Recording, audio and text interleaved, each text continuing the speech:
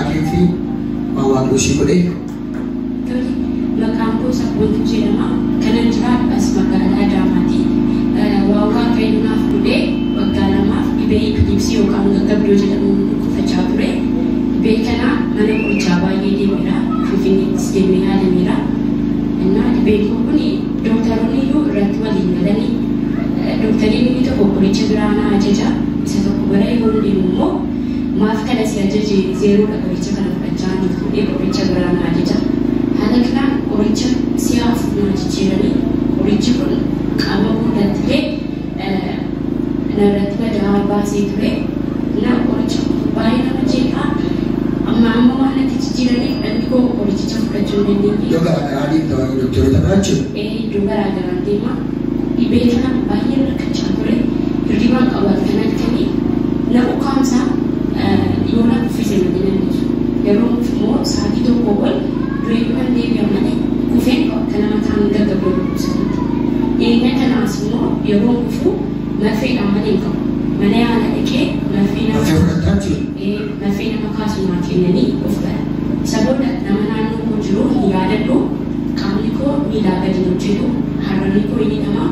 Waggaa sadii dhukkuba kana rakkachaa turtee doktorota garaagaraa barattee qoricha fudhattaa marfee fudhattaa kan jijjiiramu jiru. Jijjiiramu waan tokko inni jiru akka kanatti tun rakkachaa jiru waldaa kana dhufee yeroo sanaa qorichi inni yeroo isaa kanatti na ajajame waan ani irraanfachiisaa maatii nan dagadhaa baatanii bilbilaa waan ani irraanfadhaa yeroo kana dhufee paasterii haasofsiisee innaan bishaan kana taanaa laatanii bishaan kana fudhadhee galee bishaan kana yoo asirratti dhaabbadhu.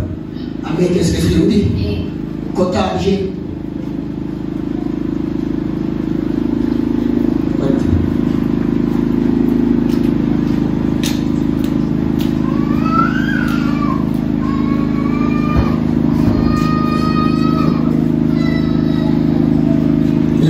Baay'inaan isitti beekamu waan ta'eef akka gochaa ture ibsaa kana waggaa inni gaafa rakkachaa akka turte dubbachaa jirti waan ta'eef akkam isheen godha gaafa qabu.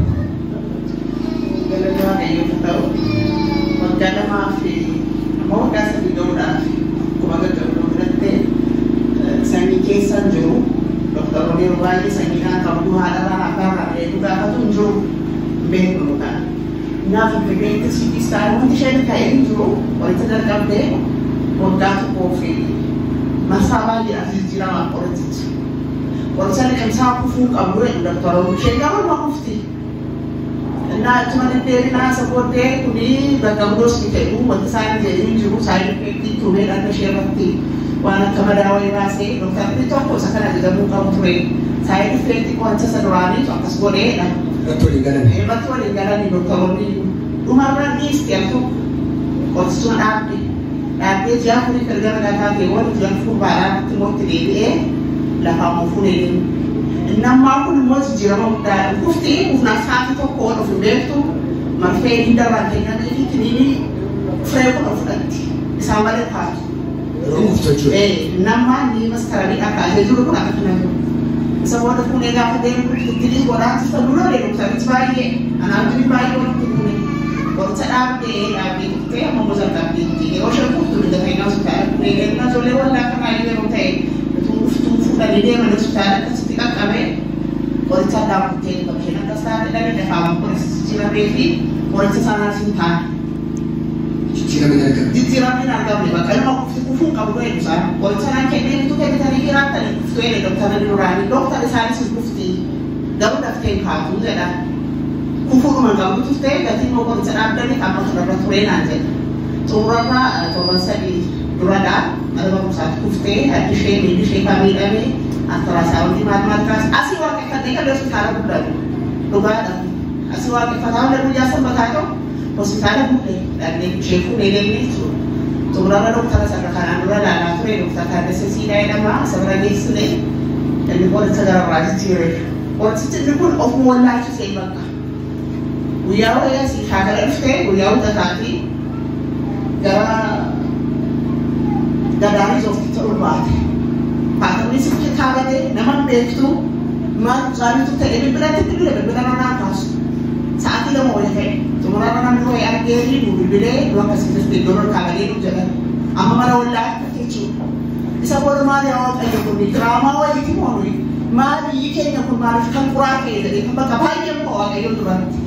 Isa booda dhuftee asitti torbanoo baasnetti fakkaata galtee qorsa liqimsuutti. Maaliif qorsa liqimsituu jedhee bakka nan dhaaba qorsa raakkeetti.